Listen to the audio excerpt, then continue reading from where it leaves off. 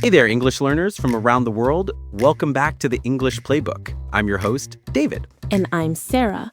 We are so excited you're here with us today because we've got an episode that's going to seriously level up your English conversation game. That's right. And I have to say, Sarah, this is one of those topics that people don't usually teach in textbooks, but it's absolutely essential if you want to sound natural and build real connections with native English speakers. Absolutely. So today we're diving deep into something that can literally transform your social life, help you in job interviews, improve your networking skills, and yes, even help you in romantic situations. Ooh, I like where this is going. So what exactly are we talking about? We're talking about the art of flattery. And I know what some of you might be thinking. Wait, isn't flattery fake? Isn't it manipulative? Well, stick with us because there's a huge difference between genuine compliments and insincere flattery. Exactly. When done right, flattery is really just the art of making people feel good about themselves while being authentic. It's about noticing the good things about people and expressing it in natural, native-like English. And for our listeners who are learning English, this is like discovering a secret code. The phrases we're going to teach you today are used by native speakers constantly in cafes, at parties, in business meetings, everywhere. So here's what we're covering in this episode. First, we'll introduce some key vocabulary.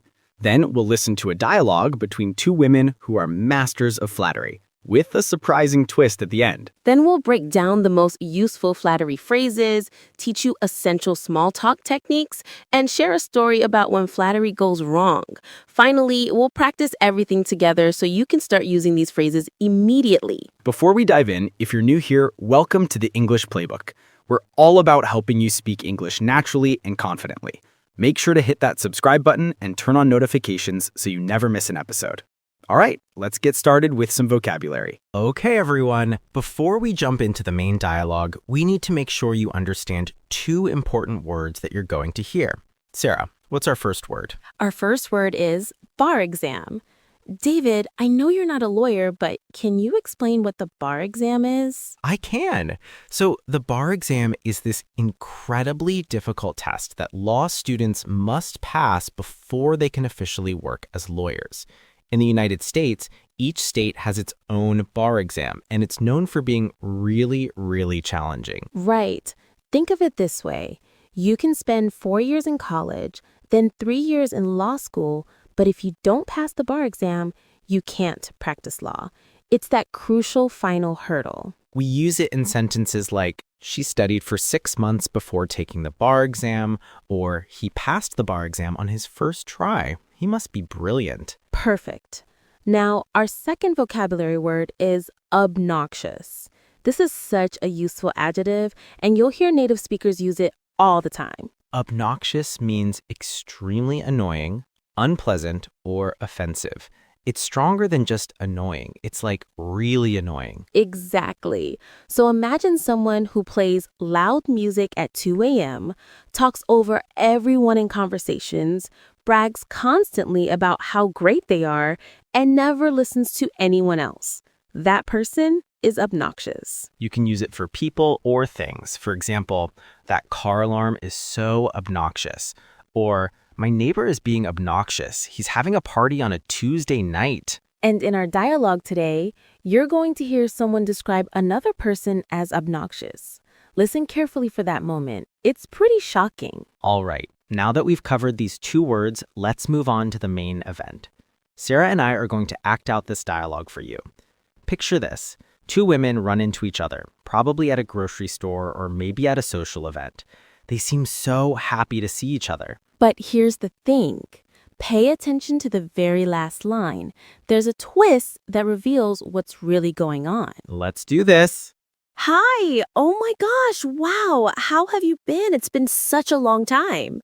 Indeed, it has been a while. How have you been? Wow, you look absolutely amazing. I love what you've done with your hair. Oh, really? Oh, thank you so much. I actually went to that hair salon you told me about. But enough about me. Look at you. God, you haven't aged a day. Seriously, what is your secret? Oh, come on. Well, I've been watching what I eat and I work out 3 times a week. Nothing special. By the way, I heard your son recently graduated. Yes, my little Paul is finally a doctor. Can you believe it? They grow up so fast, you know? Oh, that's wonderful. And he is such a handsome guy. He definitely gets his looks from his mother, of course. Oh, thank you. That's so sweet. What about your daughter, Pamela? I heard she passed the bar exam and got married recently. Oh, yes, she did. She had the most beautiful wedding in Cozumel, Mexico, and we all attended. It was absolutely gorgeous. Such a lovely girl. I really hope my Paul is lucky enough to find a girl like that someday. Oh, but of course he will. Well, listen, it's been great talking to you, but I really have to get going. Same here, same here. We'll catch up soon, maybe over coffee. That would be great. Give me a call. See you soon. Bye. Bye. Ugh, I cannot stand that woman or her obnoxious daughter. Oh my goodness. Did you hear that ending? That is the definition of being two-faced. They were so sweet to each other, complimenting each other left and right, and then bam, the truth comes out. This is actually pretty common in real life, unfortunately. People sometimes say nice things to your face, but then talk badly about you behind your back. We call that being hypocritical or two-faced. But you know what? Even though these women don't genuinely like each other, the phrases they used are still really valuable for you to learn. Exactly, because in most situations, you will be sincere when you compliment someone. You'll mean it. And these phrases sound natural, polite, and native-like. So, let's break down these incredible flattery techniques, shall we? Let's do it! All right, everyone, get your notebooks ready because we're about to teach you 4 powerful flattery phrases that native English speakers use constantly. These aren't textbook phrases. These are real, natural expressions that you'll hear in everyday conversations. Let's start with phrase number 1. Phrase number 1 is, I love what you've done with your hair. Now, the key word here is with. The structure is, I love what you've done with something. Let me break this down for you. When you say this, you're specifically complimenting a change that someone made. You're noticing that something is different and you're saying you like it. So it doesn't have to be about hair. You can use this structure for so many things. For example, I love what you've done with your office. I love what you've done with your garden. I love what you've done with this room. I love what you've done with your website. Even your appearance.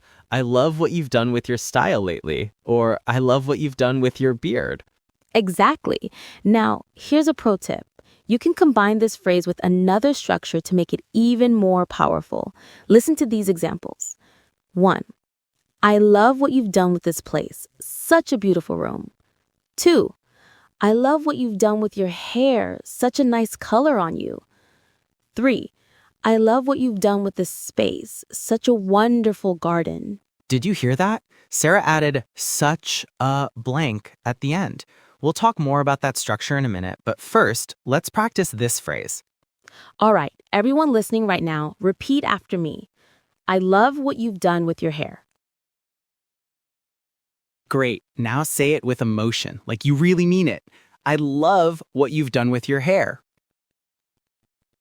Perfect. Okay, moving on to phrase number 2.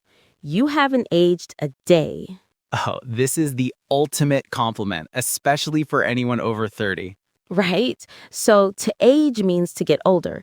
When you tell someone you haven't aged a day, you're saying they look just as young as they did years ago. This is a little bit of an exaggeration, obviously. People do age, but it's a very flattering way to say someone looks great and youthful. You'll hear variations of this too. You haven't aged at all. You haven't changed a bit. You look exactly the same as you did 10 years ago. Time has been really kind to you. And there's another way to use this too. If you're looking at old photos with someone, you might say, wow, you really haven't aged since this photo was taken. Now, a quick cultural note. In English-speaking cultures, especially in the US and UK, looking young is generally seen as a positive thing. So this compliment is almost always well received. But be careful. Don't say this to someone who's like 25 years old. It would sound weird because they're already young. Good point. This works best for people in their 30s, 40s, 50s, and beyond. All right, everyone, let's practice. Repeat after me. You haven't aged a day. Excellent. Now let's move to phrase number 3. He's such a handsome guy. Or more generally, he, she, it is such a adjective, noun. Okay, this structure is incredibly versatile, and you'll hear it everywhere once you start paying attention. The key word is such. It adds emphasis and emotion to your compliment. It's stronger than just saying he's smart or she's intelligent. Listen to the difference. He's smart, neutral, basic. He's such a smart guy. Enthusiastic, stronger. See the difference? Let me give you more examples. She's such a talented musician. He's such an intelligent man. They're such wonderful people. This is such a beautiful day. That was such a great movie. You can use it for negative things too, but be careful because it might sound rude. Like, he's such an annoying person. This is pretty harsh. Or, this is such a boring class. Complaints. But in the context of flattery, always use it positively. Now, here's something interesting. You can use such with just an adjective and no noun, but only in certain situations. Right, like this view is such beautiful. No, that doesn't work. You need to say this view is so beautiful or this is such a beautiful view. The rule is so plus adjective or such plus adjective plus noun. Got it? Let's practice. Repeat after me. She's such a talented artist. Great. Now you try one. This is such a wonderful restaurant. Perfect. Okay, final flattery phrase. He gets his looks from his mother. This is a clever, indirect compliment. You're complimenting someone by saying their good qualities come from a family member. The structure is person gets his or her quality from family member. Let me give you examples. She gets her intelligence from her father. He gets his musical talent from his grandmother. She gets her sense of humor from her mother. He gets his athletic ability from his grandfather. Notice that we usually use close family members, mother, father, grandmother, grandfather. It would sound strange to say he gets his looks from his cousin. That doesn't really work. And you can use this for any positive quality. Looks, intelligence, talent, personality traits, anything. Here's why this is so powerful. When you say, your son gets his good looks from you, you're complimenting both the son and the parent. It's a 2-for-1 compliment. So smart. All right, let's practice this one. Everyone repeat. He gets his looks from his mother. Great. Now try this one. She gets her intelligence from her father. Perfect. Okay, David, let's do a quick recap of all 4 phrases before we move on. Great idea. Here are the 4 flattery phrases. Number 1, I love what you've done with something. Number 2, you haven't aged a day. Number 3, person is such a adjective, noun. Number 4, person gets his or her quality from family member. Write these down, practice them this week, and I promise you'll sound more natural and confident in English conversations. All right, now let's shift gears and talk about small talk. Okay, so flattery is great, but you also need to know how to make small talk, those casual, friendly conversations that help you connect with people. Absolutely. And our dialogue today was full of excellent small talk phrases. Let's break down the best ones. First phrase, it's been such a long time. This is how you acknowledge that you haven't seen someone in a while. It shows you're happy to see them and maybe even a little apologetic for not staying in touch. You can use variations like, it's been ages. It's been forever. I haven't seen you in so long. Wow, it's been way too long. And typically the other person will respond with something like, I know, right? We need to catch up. Or, yeah, how have you been? Or, I've missed you. This phrase works perfectly at reunions, chance meetings, or when you reconnect with an old friend on social media.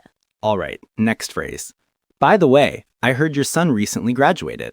Okay, this is actually two important techniques combined into one sentence.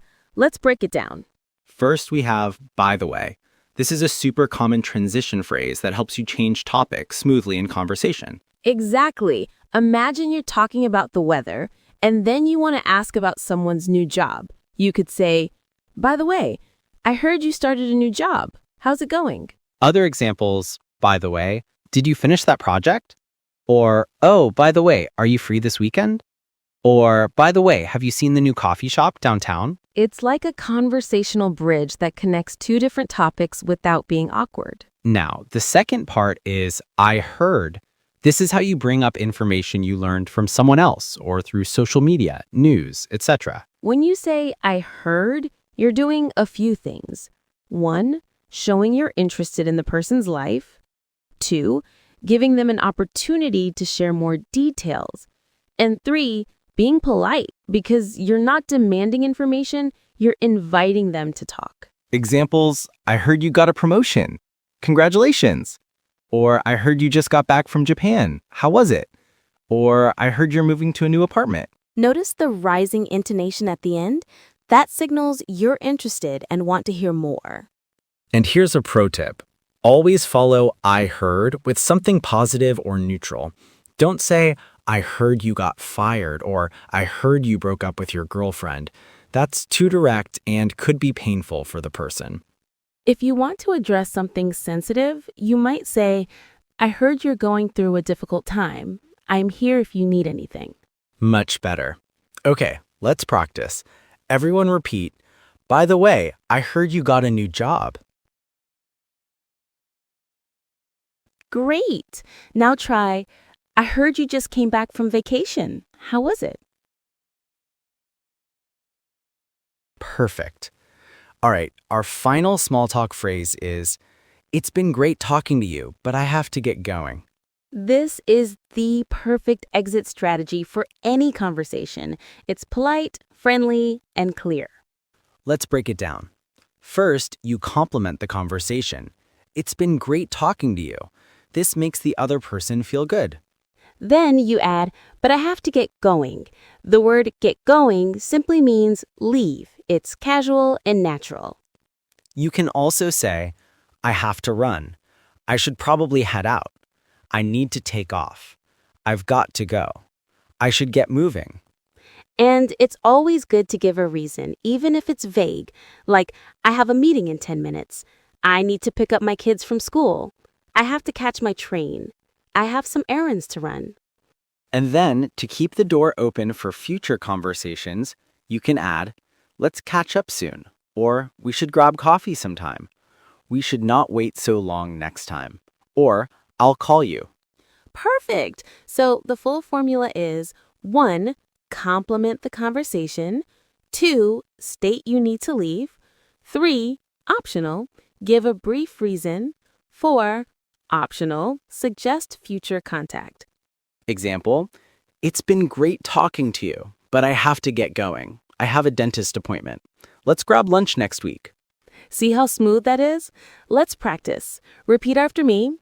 It's been great talking to you, but I have to get going.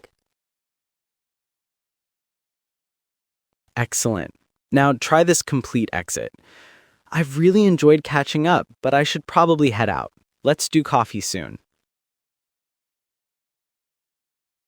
Perfect. You're all ready to gracefully exit any conversation now.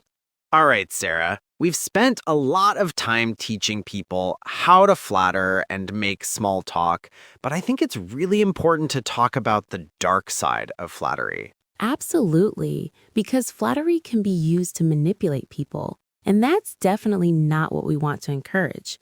So let me tell you a story about a man named Tom. I'm ready. Story time. Okay, so Tom was this really kind man who owned a small shop in his town. He sold bread, milk, fruit, basic necessities. Everyone loved Tom because he was always smiling, helpful, and remembered everyone's names. He sounds like a great guy. He was. Now, one day, a woman named Sarah, not me, a different Sarah, Important distinction. came into his shop. She was new to the town and wanted to meet people.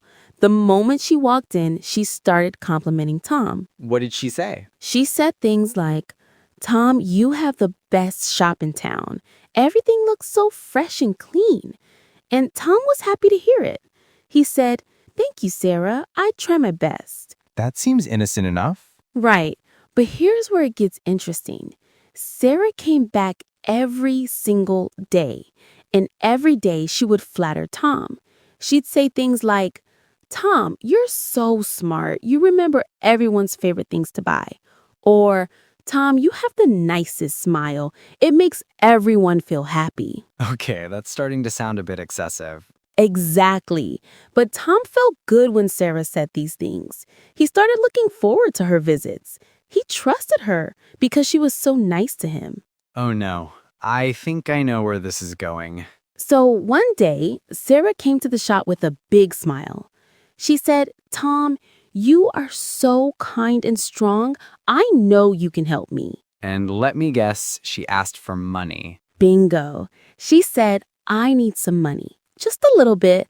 I'll pay you back soon, I promise. And Tom gave it to her because he trusted her. Exactly.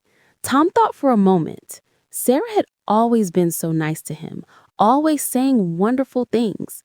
So he said, okay, Sarah, I'll give you some money. But she never paid him back, did she? Nope. Days passed, then weeks. Sarah never came back to the shop. Tom waited and waited, but she never returned the money. He felt sad and confused. That's terrible. But wait, there's more. One day, Tom saw Sarah on the street. He approached her and said, Sarah, why didn't you come back to the shop? Where's my money? What did she say? She laughed. She actually laughed and said, oh, Tom, you're too kind. I only said nice things to you because I wanted the money. That's what flattery is for. Wow, that's cold. Poor Tom. I know. Tom felt hurt. He realized that Sarah's words weren't true. She only wanted something from him. But here's the important part. Tom learned a valuable lesson that day. What did he learn? He learned that flattery can be dangerous if it's not honest.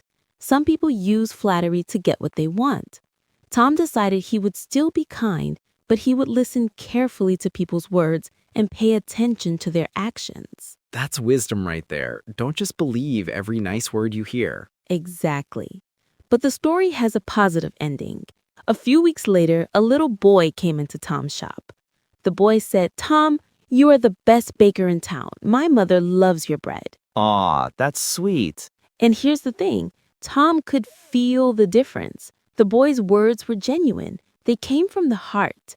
Tom smiled and said, thank you, young man. That means a lot to me. So what's the moral of the story? The moral is, flattery can make us feel good, but it's not always honest. We need to learn the difference between true praise that comes from the heart and insincere flattery that just wants something from us. And for everyone listening, when you use flattery in English, make sure it's genuine. Compliment people because you truly appreciate something about them, not because you want something in return. Exactly. True compliments build relationships. Fake flattery destroys them. Well said. All right, let's move on to some practice. Okay, David, it's time to put everything we've learned into practice. I'm going to give you some situations, and you need to respond with the perfect phrase. I'm ready. Let's do this. Situation 1. You're visiting your friend's house, and you notice she completely redecorated her living room with new furniture, new paint, and beautiful decorations. What do you say? Oh my gosh, I love what you've done with this space. It looks absolutely amazing. Such a beautiful room. Perfect. You combined 2 phrases there. Okay, situation 2. You run into an old colleague at the grocery store. You haven't seen him in 15 years, but he looks exactly the same. What do you say? Wow, you haven't aged a day. Seriously, what's your secret? You look exactly the same as you did 15 years ago. Excellent. Situation 3. Your coworker just told you her daughter got accepted to Harvard University. You want to compliment both the daughter and the mother. What do you say? Wow, that's incredible. Your daughter is such an intelligent young woman. She definitely gets her smarts from her mother. Oh, that's smooth. Very well done. Okay, situation 4. You've been talking to someone at a party for about 20 minutes, but you need to leave to catch your bus. What do you say? You know, it's been great talking to you, but I really have to get going. I need to catch my bus. We should definitely catch up over coffee sometime. Perfect exit. You did it. See, everyone, it's not that difficult once you practice. The key is to practice these phrases until they feel natural. Don't memorize them word for word. Understand the structure so you can adopt them to any situation. Exactly. And remember, sincerity is everything. People can tell when you're being genuine. And that's a wrap, everyone. We've covered so much ground today. Flattery phrases, small talk techniques, the dangers of insincere compliments, and even some practice. If you enjoyed this episode, please give us a thumbs up, hit that subscribe button, and turn on notifications so you never miss a new episode of the English Playbook. And we'd love to hear from you. Drop a comment and tell us what's the best compliment you've ever received, or share a time when you used one of these phrases. Also, if you want more English lessons like this, check out our other episodes. We cover pronunciation, grammar, business English, slang, and so much more. Remember, the key to mastering English is practice, practice, practice. Use these phrases this week in your conversations. Try them out at work, with friends, or even in online comments. And always be genuine. Flattery is a powerful tool, but it should always come from a place of honesty and kindness. All right, that's it for today. Thank you so much for listening to the English Playbook. We'll see you in the next episode. Until then, keep practicing and keep improving. Bye!